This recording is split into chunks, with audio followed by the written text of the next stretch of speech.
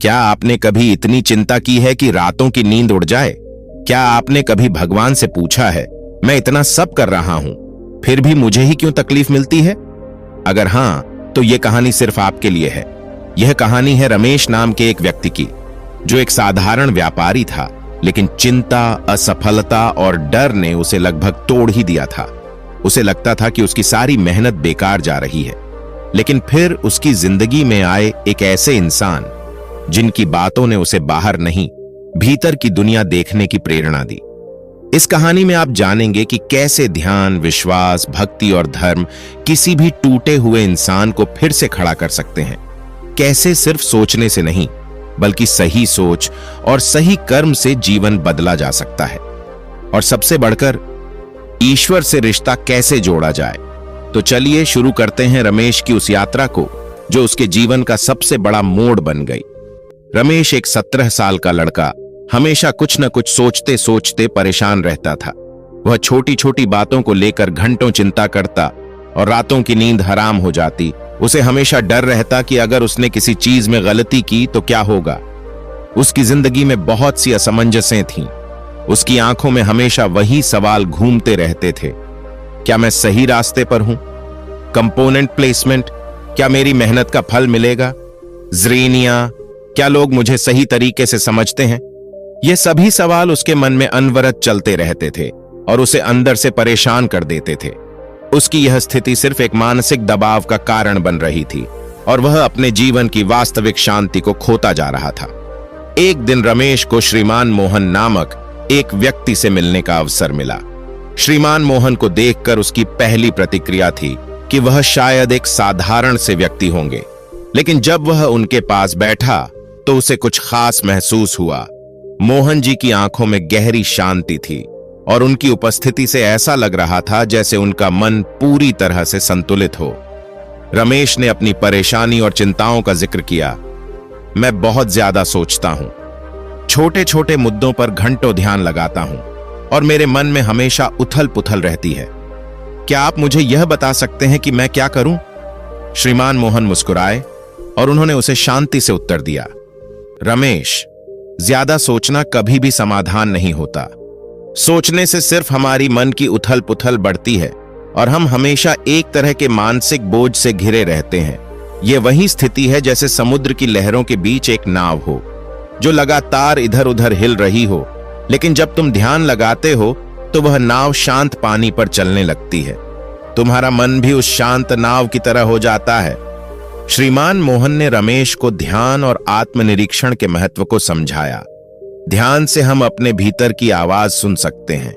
जब तुम ध्यान करते हो तो तुम केवल अपने विचारों को शांत करते हो और तुम अपने आत्मा से जुड़ पाते हो। यही है आत्मज्ञान की शुरुआत। तुम जितना ज्यादा अपने भीतर के शोर को शांत करोगे, उतना ही तुम अपने असली स्वभाव को पहचान सकोगे। रमेश की आंखों में सवाल था, लेकिन ध्यान से मुझे मानसिक शांति कैसे मिलेगी? श्रीमान मोहन ने उसे समझाया, ध्यान एक अभ्यास है जिसमें तुम अपनी सांसों पर ध्यान केंद्रित करते हो। जब तुम्हारा ध्यान सांसों पर रहेगा तो तुम किसी अन्य विचार में नहीं खो पाओगे। हर एक विचार जो तुम्हारे मन में आता है, उसे शांत कर देना ही ध्यान का उद्देश्य है। यही तुम्हारे मन को शांति और संतुलन देगा। श्रीमान मोहन की बातें रमेश के दिल में गहरी उतर गईं। उसने ध्यान की साधना शुरू की। पहले तो उसे यह बहुत मुश्किल लगा, क्योंकि उसके मन में बहुत सारे विचार आते थे, लेकिन धीरे धीरे उसे महसूस हुआ कि उसके विचार कम हो रहे थे। अब उसे अपना मन शांत करने में थोड़ी आसानी हो रही थी। रमेश को यह समझ में आया कि जब हम ज्यादा सोचते हैं तो हम अपने मन को उलझाते हैं, लेकिन जब हम ध्यान करते हैं तो हम अपने भीतर की गहराई में उतरते हैं और वहां हमें शांति मिलती है। उसे यह भी समझ में आया कि आत्मनिरीक्षण के द्वारा वह अपने असल सवालों और डर से जूझने की बजाय उन्हें समझ सकता है और ईश्वर के साथ एक गहरे संबंध की अनुभूति कर सकता है। ध्यान ने रमेश को न सिर्फ मानसिक शांति दी, बल्कि उसने अपने भीतर की गहरी आवाज को सुनना शुरू किया। उसकी चिंताएं अब कम होने लगी थीं और उसकी जिंदगी में संतुलन आ गया था। उसे अब समझ में आ गया था कि वह जितना ज्यादा अपने भीतर की शांति से जुड़ता है, उतना ही जीवन में सच्ची संतुष्टि मिलती है। अब रमेश को यह अनुभव होने लगा था कि सच्ची शांति बाहरी स्थितियों पर निर्भर नहीं होती, बल्कि यह हमारे भीतर ही होती है और ध्यान के माध्यम से हम उस शांति को अनुभव कर सकते हैं। रमेश की जिंदगी में अब बदलाव आ चुका था। पहले की तरह वह अब लगातार चिंता करने या अपने भविष्य के बारे में ज्यादा सोचने में समय नहीं बिता रहा था। श्रीमान मोहन के द्वारा दी गई ध्यान की शिक्षा ने उसे मानसिक शांति दी थी, लेकिन अब एक और सवाल उसके मन में था। मैं जो कुछ भी कर रहा हूं वह सही है या नहीं? क्या मेरा कर्म मुझे सही दिशा में ले जाएगा? श्रीमान मोहन ने उसे देखा और मुस्कुराते हुए कहा, रमेश, तुम्हारे मन में जो सवाल हैं वह समझने लायक हैं, लेकिन तुम्हें यह समझना होगा कि कर्म ही तुम्हारी दिशा तय करते हैं। चिंता करना और सोचना सिर्फ तुम्हारे मन को उलझा देता है, लेकिन तुम्हारे कर्म तुम्हें सही दिशा में आगे बढ़ाते हैं। रमेश ने धीरे से पूछा, लेकिन क्या कर्म ही सब कुछ है? भाग्य का क्या? श्रीमान मोहन ने एक गहरी सांस ली और फिर जवाब दिया, तुम्हारे सवाल में ही उत्तर छुपा है। भाग्य एक परिप्रेक्ष्य है, एक दृष्टिकोण है। हम ये मानते हैं कि कुछ चीजें हमारे जीवन में हमारे कंट्रोल से बाहर हैं, और यह भी सच है कि हमारी परिस्थितियां, कुछ घटनाएं या जन्म से जुड़ी परिस्थितियां हमारे जीवन में आती हैं, लेकिन यह सब कुछ तुम्हारे कर्मों से जुड़ा हुआ है। वह आगे कहते गए, तुम जब कर्म करते हो तो तुम खुद को जीवन के साथ जोड़ते हो। तुम्हारा हर कार्य, हर कदम और हर विचार तुम्हें एक नया रास्ता दिखाता है। अगर तुम केवल सोचते रहोगे तो तुम कर्म नहीं कर पाओगे, और बिना कर्म के तुम्हारी जिंदगी केवल एक भ्रम बनकर रह जाएगी। रमेश ने कुछ सोचते हुए पूछा, तो क्या सिर्फ कर्म ही महत्वपूर्ण है और भाग्य का तो कोई मतलब नहीं है? श्रीमान मोहन ने उसकी आंखों में देखा और शांतिपूर्वक बोले, भाग्य वह स्थिति है जिसे तुम्हें स्वीकार करना होता है, लेकिन कर्म वह है जो तुम खुद बनाते हो। कर्म तुम्हारी नियति को नहीं बदलते, लेकिन कर्म तुम्हारे जीवन की दिशा और उद्देश्य को तय करते हैं। यह तुम्हारी मानसिकता और दृष्टिकोण को बदलता है। उन्होंने रमेश को समझाया, जब तुम अच्छे कर्म करते हो तो तुम न केवल अपने लिए बल्कि दूसरों के लिए भी एक सकारात्मक बदलाव का कारण बनते हो। कर्म तुम्हें हर पल में जीने की प्रेरणा देते हैं। जब तुम किसी चीज को लेकर सच में कर्म करते हो तो तुम्हारा हर एक कदम तुम्हारे जीवन को संवारता है, और इस प्रक्रिया में तुम्हारे कर्म तुम्हें शांति, संतुष्टि और सच्चे उद्देश्य से जोड़ते हैं। रमेश अब धीरे धीरे समझने लगा था कि कर्म केवल किसी विशेष कार्य को करने का नाम नहीं है, बल्कि यह एक जीवन शैली है। जब वह बिना चिंता के अपनी जिम्मेदारियों को पूरा करता और अच्छे कार्यों को करता, तो वह अपने जीवन को और भी संपूर्ण महसूस करता। श्रीमान मोहन ने अंत में कहा, जब तुम अपने कर्मों को पूरी निष्ठा और ईमानदारी से करते हो तो भाग्य अपने आप तुम्हारे अनुकूल हो जाता है। वह तुम्हारे रास्ते में बाधाएं डाल सकता है, लेकिन तुम अपने कर्मों से उन बाधाओं को पार कर सकते हो, और जब तुम अपने कर्मों से संतुष्ट होते हो तो तुम्हारा भाग्य भी तुम्हारे अनुकूल बदलता है। रमेश को अब यह स्पष्ट हो चुका था कि जीवन में कर्म की ही अहमियत है। वह जितना अधिक अपने कर्मों पर ध्यान केंद्रित करेगा, उतना ही उसे अपने जीवन की दिशा और उद्देश्य का सही एहसास होगा। भाग्य केवल एक साधन है, लेकिन कर्म उस साधन को रास्ता दिखाने वाला है। अब रमेश का मन शांत था, क्योंकि वह जानता था कि सही दिशा में किए गए कर्म ही अंततः उसे अपने उद्देश्य तक पहुंचाएंगे। उसे अपनी चिंता छोड़ने और हर पल में अपने कर्मों को अच्छे से करने की प्रेरणा मिल चुकी थी। रमेश का जीवन अब एक नए मोड़ पर था। वह अब पहले जैसा नहीं था, बल्कि वह धीरे धीरे अपने भीतर एक शांति और संतुलन महसूस करने लगा था। ध्यान और कर्म के महत्व को समझने के बाद एक और पहलू था जो श्रीमान मोहन उसे समझाना चाहते थे। यह था भक्ति और विश्वास।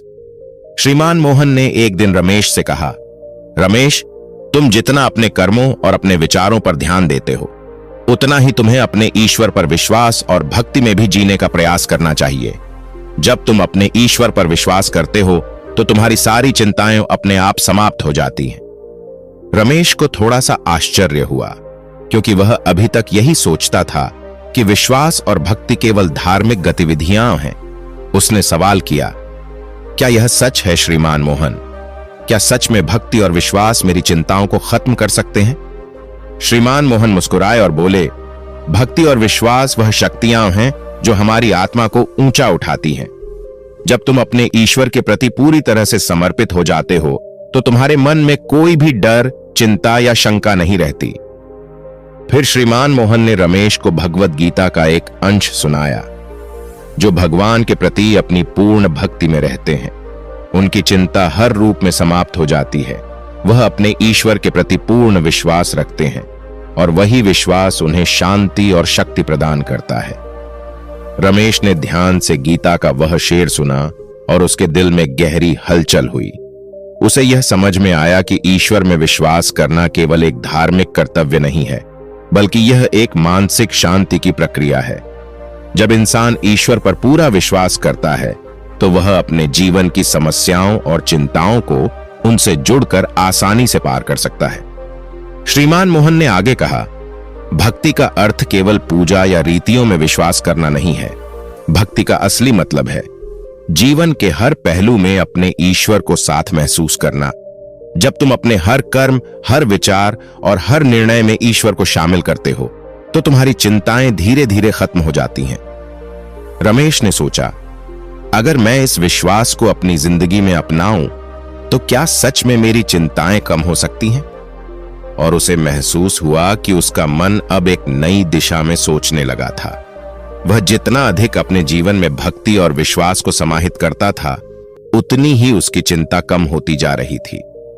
श्रीमान मोहन ने रमेश से कहा, भक्ति और विश्वास का अभ्यास एक यात्रा है जो तुम्हारे दिल और आत्मा को गहरे से छूता है। जब तुम अपने ईश्वर पर पूर्ण विश्वास रखते हो तो तुम जीवन के हर पहलू में शांति और संतुष्टि पा सकते हो। रमेश अब महसूस करने लगा था कि भक्ति और विश्वास कोई दूर की बात नहीं, बल्कि उसे अपने भीतर उतारने का तरीका है। वह जब भी किसी मुश्किल में फंसता, वह ईश्वर को याद करता और अपने भीतर एक अजीब सी शांति पाता। एक दिन जब वह अपने स्कूल के प्रोजेक्ट को लेकर चिंता कर रहा था, तब उसने गीता के एक और शेर को याद किया, जो कुछ भी तुम्हारे हाथ में है उसे करो, लेकिन उसका फल ईश्वर पर छोड़ दो। इस विचार ने उसे राहत दी और उसने प्रोजेक्ट पर पूरी निष्ठा से काम किया। उसे यह महसूस हुआ कि जब वह अपने कर्मों में ईश्वर को देखता है तो उसकी चिंता और डर स्वाभाविक रूप से कम हो जाते हैं। रमेश ने अब भक्ति और विश्वास को अपने जीवन का हिस्सा बना लिया था। वह जानता था कि ईश्वर के प्रति विश्वास से न केवल उसकी चिंताएं समाप्त होती हैं, बल्कि वह हर दिन अपने जीवन को और भी संतुलित और शांति से जी सकता है। रमेश का जीवन धीरे धीरे एक नए मार्ग पर बढ़ रहा था। ध्यान, कर्म और भक्ति के बाद अब एक और पहलू था जिसे श्रीमान मोहन उसे समझाना चाहते थे। वह पहलू था सत्संग और समाज से जुड़ाव। श्रीमान मोहन ने महसूस किया कि रमेश अब अपनी चिंताओं से कुछ हद तक मुक्त हो चुका था, लेकिन जीवन में संतुलन और मानसिक शांति प्राप्त करने के लिए यह आवश्यक था कि वह सकारात्मक विचारों और अच्छे समाज के संपर्क में आए।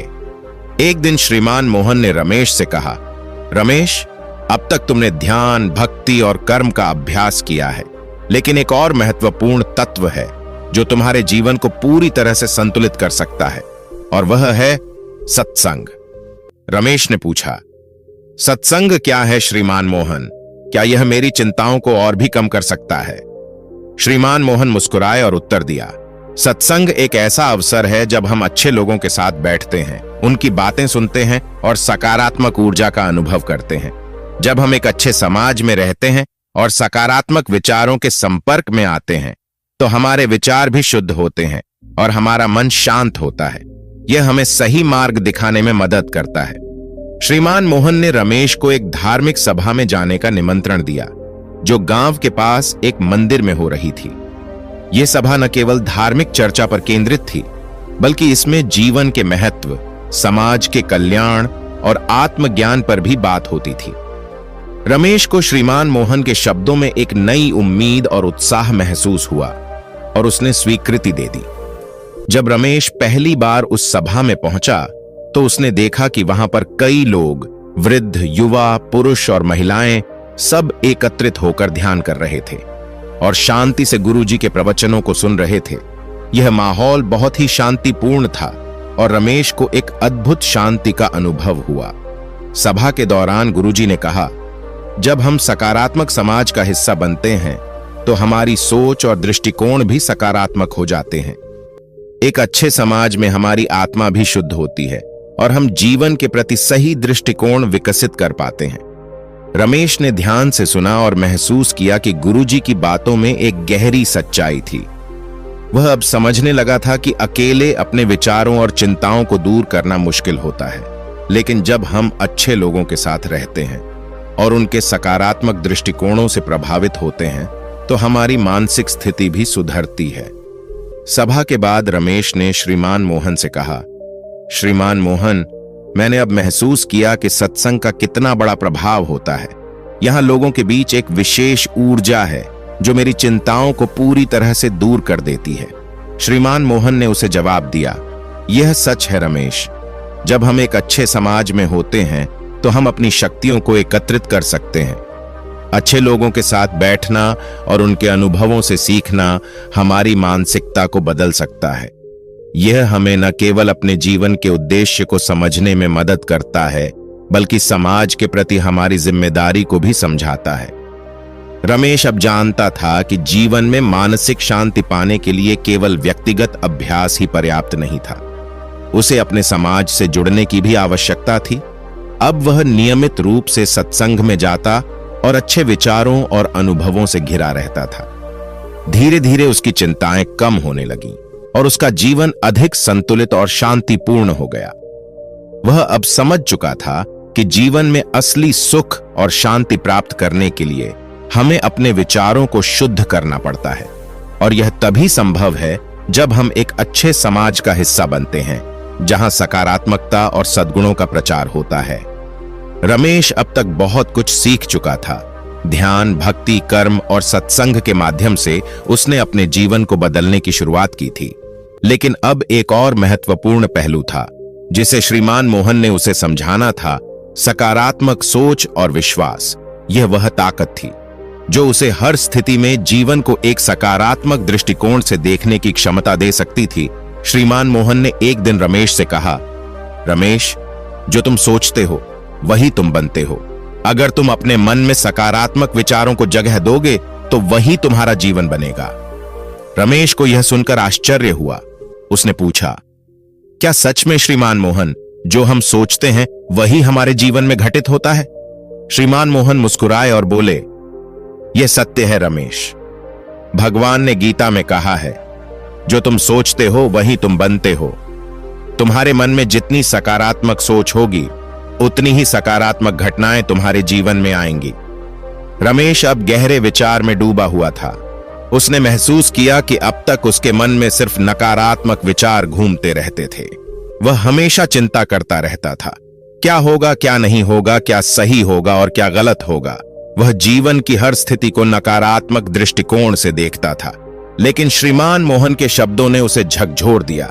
उसने सोचा, अगर सच में मेरी सोच का इतना असर है तो क्यों न इसे बदलकर सकारात्मक दिशा में डाला जाए। श्रीमान मोहन ने रमेश को समझाया, रमेश, जब तुम्हारे मन में नकारात्मक विचार आते हैं तो उन्हें पहचानो और तुरंत उन्हें सकारात्मक विचारों में बदल दो। जैसे भगवान ने कहा है, जीवन में हर परिस्थिति भगवान की इच्छा के अनुसार होती है। तुम जो सोचते हो वही तुम्हारे कर्मों और जीवन में बदलाव लाता है। अगर तुम हर स्थिति में भगवान की इच्छा मानकर चलोगे तो तुम्हें मानसिक शांति मिलेगी। रमेश ने यह समझा कि उसे अपने जीवन में हर चुनौती, हर समस्या को भगवान की इच्छा मानकर देखना चाहिए। वह अब यह जानता था कि किसी भी कठिनाई या समस्या के सामने उसे डरने की जरूरत नहीं है। अगर वह अपने मन को सकारात्मक दिशा में ढालेगा तो वह हर कठिनाई को अपने लाभ में बदल सकता था। रमेश ने अगले कुछ दिनों तक श्रीमान मोहन की सलाह को गंभीरता से अपनाया। वह जब भी किसी कठिनाई का सामना करता तो वह भगवान का नाम लेता और सोचता, यह भी भगवान की योजना का हिस्सा है, इसका कोई ना कोई उद्देश्य होगा। वह इस विचार के साथ हर स्थिति का सामना करता और अपने भीतर शांति महसूस करता। उसे अब यह महसूस होने लगा था कि जब वह सकारात्मक सोचता है तो न केवल उसकी चिंताएं कम होती हैं, बल्कि वह कठिनाइयों को भी बेहतर तरीके से सुलझा पाता है। श्रीमान मोहन ने एक दिन रमेश से कहा, रमेश, तुम्हारी सोच तुम्हारे जीवन का मार्गदर्शन करती है। अगर तुम सकारात्मक सोच रखते हो और भगवान में विश्वास करते हो तो तुम कभी भी असफल नहीं हो सकते। रमेश ने अपने जीवन में सकारात्मक सोच और विश्वास को पूरी तरह से अपनाया। उसे महसूस हुआ कि अब उसके जीवन में नकारात्मकता की कोई जगह नहीं रही। अब वह हर परिस्थिति को एक अवसर के रूप में देखता था और हर निर्णय में भगवान की इच्छा के साथ आगे बढ़ता था। उसे यह भी समझ में आ गया था कि ईश्वर हमेशा उसके साथ हैं और जो भी होगा वह भगवान की योजना के तहत ही होगा। एक दिन रमेश ने श्रीमान मोहन से कहा, श्रीमान मोहन, अब मुझे लगता है कि जीवन में हर मुश्किल के बावजूद मैं मानसिक शांति पा सकता हूं जब मैं सकारात्मक सोचता हूं और भगवान में विश्वास रखता हूं। श्रीमान मोहन ने उसे आशीर्वाद दिया और कहा, यह सफलता का असली मार्ग है रमेश। तुम्हें अब अपने जीवन में हर दिन भगवान के साथ एक गहरे संबंध को महसूस करना होगा और अपनी सोच को हमेशा सकारात्मक दिशा में रखना होगा, तभी तुम्हारा जीवन सचमुच बदल सकता है। रमेश अब जीवन को सकारात्मक दृष्टिकोण से देखता था और उसने यह सीखा था कि सोचने का तरीका हमारे जीवन को पूरी तरह से बदल सकता है। सकारात्मक सोच और विश्वास की शक्ति ने उसे मानसिक शांति और संतुलन दिया और अब वह हर चुनौती का सामना एक नए आत्मविश्वास के साथ करता था। शाम ढल चुकी थी। आकाश में हल्का सा केसरिया रंग फैल चुका था। एक तरफ पंछी अपने घोंसलों की ओर लौट रहे थे और दूसरी ओर रमेश अपने मन के भीतर की बेचैनी को संभालने की कोशिश कर रहा था। उसने ध्यान करना सीख लिया था, सकारात्मक सोच को अपनाने का प्रयास भी किया था, लेकिन उसके मन के कोनों में अब भी कुछ ऐसा था जिसे वह स्पष्ट नहीं कर पा रहा था। उसे उत्तर चाहिए था, ऐसा उत्तर जो उसकी आत्मा को शांति दे सके, कोई ऐसा ज्ञान जो मन को स्थिर कर दे। श्रीमान मोहन ने उस दिन उसे गांव के एक पुराने शिवालय के प्रांगण में बुलाया। वहां तुलसी की सुगंध, धीमी हवा और मंदिर की घंटियों की ध्वनि रमेश के भीतर कुछ शांत कर रही थी। मोहन जी ने कहा, आज मैं तुम्हें वो ज्ञान दूंगा जो हजारों वर्षों से सत्य की तरह हमारे शास्त्रों में जीवित है और जिसे यदि कोई जीवन में उतार ले तो उसके सारे प्रश्न मिट जाते हैं। रमेश चुपचाप बैठ गया। श्रीमान मोहन ने अपने झोले से भगवद गीता निकाली। कुछ पल मौन के बाद उन्होंने कहा, रमेश, भगवान श्री कृष्ण ने अर्जुन से युद्ध भूमि में क्या कहा था जानते हो? जब अर्जुन अपने कर्तव्यों से भाग रहा था, जब वह सोच में डूब गया था, तब भगवान ने उसे कर्म का उपदेश दिया। उन्होंने गीता का एक श्लोक पढ़ा, कर्मण्यवाधिकारस्ते मा फलेषु कदाचन मां कर्म फल हेतुर्भुर्मा ते संघोस्त्व कर्मणि। फिर वह बोले, इसका अर्थ है तेरा अधिकार केवल कर्म करने में है, फलों में कभी नहीं। तू कर्म फल का कारण मत बन और न ही अपनी प्रवृत्ति कर्म न करने में रख। रमेश ध्यान से सुन रहा था, मानो उसके भीतर कुछ पिघल रहा हो। मोहन जी ने आगे कहा, रमेश, जब हम ज्यादा सोचते हैं तब हम खुद को कर्म से दूर कर लेते हैं। हम सोचते रहते हैं, क्या होगा, क्या नहीं होगा, मैं सफल होऊंगा या नहीं, लेकिन भगवान ने हमें सिर्फ कर्म करने के लिए कहा है, फल उनके हाथ में है। सोच कर रुक जाना तो अपने कर्तव्य से भागना है। यही अर्जुन की भूल थी और वही भूल आज हम सब दोहरा रहे हैं। रमेश अब धीरे धीरे शांत हो रहा था। मोहन जी ने फिर कहा, ध्यान और भक्ति का मार्ग भी तभी सफल होता है जब वह कर्म के साथ जुड़ा हो। धर्म केवल पूजा नहीं है, धर्म अपने कर्तव्य को बिना फल की चिंता किए निभाना भी है। जब तुम किसी की मदद करते हो, जब तुम ईमानदारी से प्रयास करते हो, तो तुम धर्म के मार्ग पर हो। उन्होंने आगे एक और श्लोक पढ़ा, योगस्थ कुरु कर्माणि संगम त्यक्त्वा धनंजय सिद्ध सिद्ध्यो समो भूत्वा समत्वम योग उच्यते। इसका अर्थ है, हे धनंजय, योग में स्थित होकर कर्म करो, सभी प्रकार के आसक्तियों को त्याग कर सफलता और असफलता में समान रहो, यही समत्व ही योग है। फिर मोहन जी ने पूछा, अब बताओ रमेश, तुम क्यों सोचते हो इतना? रमेश कुछ देर चुप रहा, फिर धीमे स्वर में बोला, क्योंकि मैं डरता हूं कहीं मैं असफल ना हो जाऊं। मोहन जी मुस्कुराए, यही डर ही तो मोह है और मोह ही जीवन की सबसे बड़ी बाधा है। तुम भगवान में विश्वास रखो, वह जानते हैं कि तुम्हें किस दिशा में जाना है। तुम्हारा काम सिर्फ कर्म करना है और शांति रखना है। जैसे अर्जुन ने अंत में अपने सारे प्रश्न भगवान को सौंप दिए और कह, रमेश की आंखों में अब श्रद्धा का भाव था। उसने सिर झुकाया और कहा, मैं समझ गया, मुझे सिर्फ अपना कर्तव्य निभाना है, बाकी भगवान जाने। श्रीमान मोहन ने गीता को वापस झोले में रखा और कहा, अब तुम एक योद्धा हो रमेश। तुम्हारी लड़ाई सोच से है, डर से है, और इस युद्ध में जीत सिर्फ उसी की होती है जो विश्वास और धर्म से कर्म करता है। चिंता छोड़ो और चलो उस मार्ग पर जो ईश्वर ने तुम्हारे लिए तैयार किया है। उस दिन रमेश के जीवन में धर्म का एक नया अध्याय जुड़ गया। अब वह न केवल सोच से ऊपर उठने लगा, बल्कि गीता के उपदेशों को जीवन में उतारने लगा।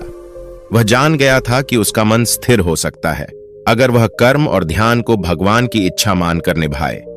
उस शाम मंदिर से लौटने के बाद रमेश के भीतर कुछ टूट चुका था और साथ ही कुछ बनना भी शुरू हो गया था। उसका मन, जो पहले विचारों के बवंडर में डूबा रहता था, अब शांत होने की ओर बढ़ रहा था। अब जब भी वह किसी चिंता में पड़ता, वह गीता का वह श्लोक दोहराता, कर्मण्यवाधिकारस्ते मां फलेषु कदाचन। धीरे धीरे उसकी आदत बन गई थी चिंता की जगह कर्म को चुनना। उसने अपने व्यवसाय को फिर से शुरू किया, लेकिन इस बार वह नतीजों को लेकर उतना उलझा नहीं था। हर सुबह ध्यान करता, श्रीमान मोहन से मिलने जाता और हर दिन कुछ नया सीखता। उसका चेहरा अब शांत दिखने लगा था। लोगों को लगने लगा था कि रमेश अब पहले जैसा नहीं रहा, लेकिन असली बदलाव उसके भीतर था। वह अब धीरे धीरे खुद को जानने लगा था। श्रीमान मोहन अब उसे सिर्फ उपदेश नहीं देते थे, वे उसे जीवन के अनुभवों के उदाहरणों से भी शिक्षा देने लगे थे। एक दिन उन्होंने उसे अपने पुराने जीवन की कहानी सुनाई, कैसे वे भी कभी मोह, दुख और अहंकार से घिरे थे और कैसे उन्होंने आत्मचिंतन के मार्ग पर चलकर अपना मन जीत लिया। उस दिन रमेश ने उनसे पूछा, क्या हर कोई ऐसा कर सकता है मोहन जी? मोहन जी मुस्कुराए और बोले, हर आत्मा वही दिव्यता लिए हुए जन्म लेती है रमेश। फर्क सिर्फ इतना है कि कुछ आत्माएं जाग जाती हैं और कुछ पूरी उम्र सोई रहती हैं। इन्हीं दिनों रमेश की पत्नी सीमा ने एक रात पूछा, अब तुम्हें पहले जैसा गुस्सा क्यों नहीं आता? रमेश ने मुस्कुराते हुए जवाब दिया, क्योंकि अब मैं खुद से बात करता हूं, और जब खुद से बात करने लगता हूं तो दूसरों से लड़ने की जरूरत नहीं पड़ती। सीमा की आंखों में भी आश्चर्य था। उसने देखा कि अब रमेश उसे दोष नहीं देता, बच्चों को डांटता नहीं और हर बात पर ईश्वर का नाम लेता है। घर का वातावरण बदल रहा था। उनके बेटे राहुल ने एक दिन स्कूल से लौटकर कहा, पापा, आप तो अब ध्यान में बैठते हो, क्या मैं भी बैठूं? रमेश ने उसे गले लगा लिया। उसी दिन उसने पहली बार श्रीमान मोहन से बच्चों को ध्यान सिखाने की प्रार्थना की। मोहन जी ने कहा, ध्यान सिर्फ बड़ों के लिए नहीं है रमेश, यह आत्मा की भाषा है जो उम्र नहीं देखती। रमेश अब गांव के उन कुछ लोगों में शामिल हो गया था जो हर सप्ताह सत्संग में भाग लेते, गीता पर चर्चा करते और जरूरतमंदों की मदद करते। उसके पुराने दोस्त, जो कभी उसे चिंताग्रस्त व्यापारी के नाम से जानते थे, अब उससे सलाह लेने लगे थे। एक दिन एक दोस्त ने कहा, तू अब बाबा बन गया है क्या? रमेश हंस पड़ा, लेकिन उसकी आंखों में वो हंसी नहीं, संतोष था, जैसे उसने कुछ बहुत अनमोल पा लिया हो। धीरे धीरे वह गांव के युवाओं को ध्यान सिखाने लगा, सत्संग आयोजित करने लगा और श्रीमान मोहन की तरह ही दूसरों के भीतर भी बदलाव की चिंगारी जगाने लगा। अब वह एक सेतु बन चुका था, अंधकार और प्रकाश के बीच, चिंता और शांति के बीच। उसने एक दिन मोहन जी से कहा, अब मैं समझ गया हूं, धर्म सिर्फ किताबों में नहीं होता, वह तो हर सांस, हर कर्म और हर रिश्ते में होता है, बस हमें उसे देखने की दृष्टि चाहिए। मोहन जी ने उसके सिर पर हाथ रखते हुए कहा, अब तुम किसी और को नहीं, खुद को उपदेश देने लगे हो, यही सच्चा ज्ञान है। तो दोस्तों, ये थी रमेश की कहानी, एक ऐसे लड़के की जिसने ज्यादा सोचने की आदत को छोड़ा और ध्यान, भक्ति और सही कर्म से अपने जीवन को बदला। अब एक सवाल आपसे, क्या आप भी रमेश की तरह खुद से उलझते रहते हैं? क्या आप भी अंदर ही अंदर घुटते हैं, हर बात को बार बार सोचकर थक चुके हैं? अगर हां, तो आज से एक छोटी शुरुआत करें।